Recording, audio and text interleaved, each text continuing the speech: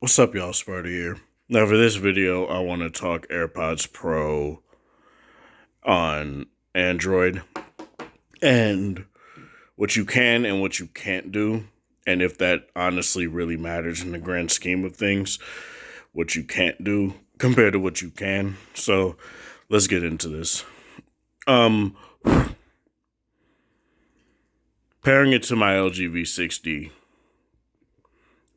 Honestly, I don't really have any problems using them through Bluetooth. I feel they work as well as they have on, say, my iPhone 6S or the 11 Pro Max or the 12 Pro Max. I feel it's been pretty much consistent across each in terms of like sound quality and stuff like that. They sound pretty much on par, regardless of which phone I use, which device I use.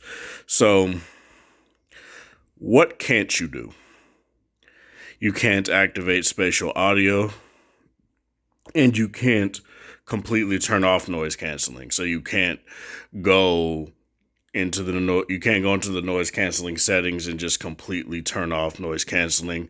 So you're not going into transparency mode. You're not going into noise canceling. It's just regular, which personally I feel is fine because I feel since the AirPods Pro are basically made for noise canceling, I feel they work best when you do have the noise canceling turned on. So it's whatever. Spatial audio is very it's very particular as to what content to use for it. It's not really that great for music.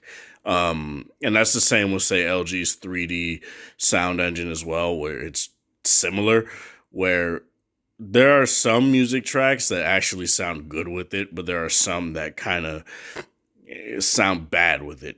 And spatial audio in particular, I feel is more made for movies and videos, whereas, say, LG's 3D sound engine in particular is made to encompass music or video. So that's something that I feel is not that big of a deal personally. I don't really care for spatial audio. While I would like the option to turn off noise canceling, it's not that big of a deal. You also don't get the ability, though I've had it work sometimes, you don't really get a consistent ability to take the earbud out of your ear and have what is playing pause. So that's something that does kind of suck, but it's not that big of a deal to me personally as well. Stuff you don't get, period. When it comes to AirPods Pro, you don't get volume control. You do get the ability to skip forward and back tracks, play and pause, and all that stuff. You get all that whether you're on Android or iOS. It's just a double tap or double click of the it's a double click or of the stem or to go forward and a triple click to go back. So that's something that you still get on Android. You still get the ability to toggle noise canceling or toggle transparency mode. All you got to do is press and hold on the stem, and then it'll just give you that. I do feel like the forward and back controls are a little bit finicky, mainly because you have to like squeeze it. So it kind of feels weird. I know, Rue. I know. Calm down. But they honestly don't really feel all that. They're not really consistent. Be quiet. They don't really feel all that consistent sometimes.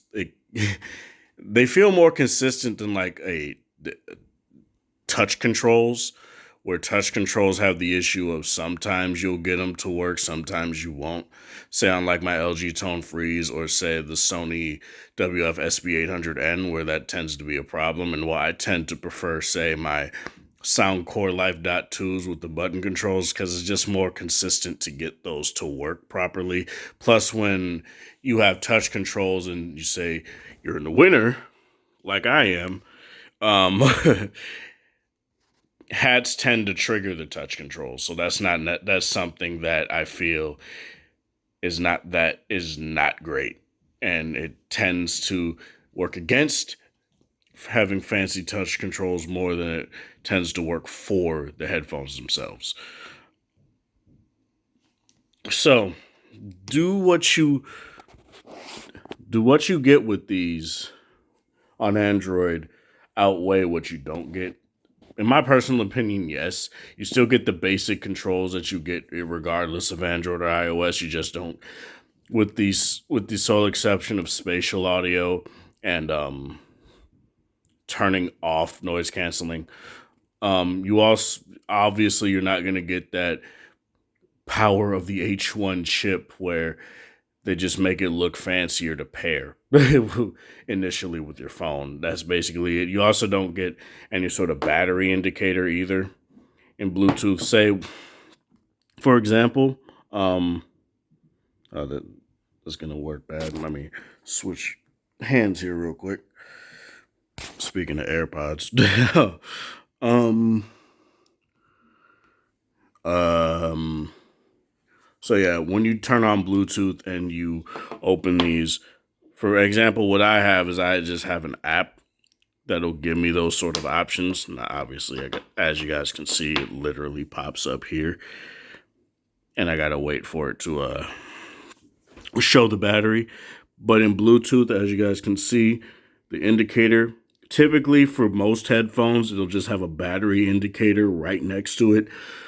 So that's that's something that honestly kind of sucks when it comes to these, is that Apple didn't at least do some basic programming to have that happen when you put these in or connect these to a phone that isn't an Apple phone. So that kind of sucks, but it's whatever. So what I'm going to do, and as you guys can see right here, I have this app called Assistant Trigger, and it gives me the battery levels for the AirPods and as well as the case. So that's something that's really nice. I paid I think it was $1 to just get the pro version, and you're able to turn on stuff like being able to remove the earbud from your ear, and that track or the podcast will pause and stuff like that. So that's really nice. You can set it so that it can trigger your Google Assistant. That's also something that doesn't work. Google Assistant, that's something that just doesn't work on here because it's not made for it. Again, I don't ever use that, so it's something to me that I don't really care about, but it's something that you may care about.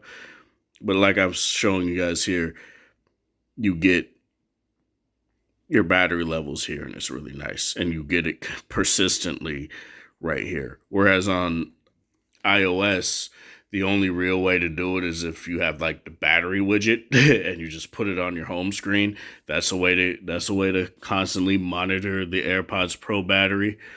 But other than that, there's really no other way to do it. And that kind of I think it also does show a battery indicator by Bluetooth as well, which does help. But it's just nice to also have something like this. So that's very nice. And this will work with the regular AirPods. I'm pretty sure they'll update it to work with the AirPods Max. They work with Beats headphones too, so that's really cool. But they literally pop up, though they'll just show AirPods. They'll just show the AirPods Pro, which is fine, but it's whatever. But yeah, overall, in terms of what this is like, the only other thing that I seem to not really like about the AirPods Pro is they take forever to disconnect.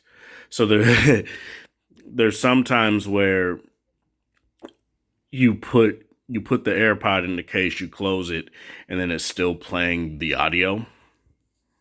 So that's something that I feel is not that great, and I've heard that's also an issue on the AirPods Max as well, where you even put them in the case and they go into ultra sleep mode, and whoop-de-doo, it did not work. So that's something that I indeed will say is an issue, or they will not work. They will still be playing, and they'll still be playing audio, as opposed to you just wanting to use your phone or audio device to play the audio itself.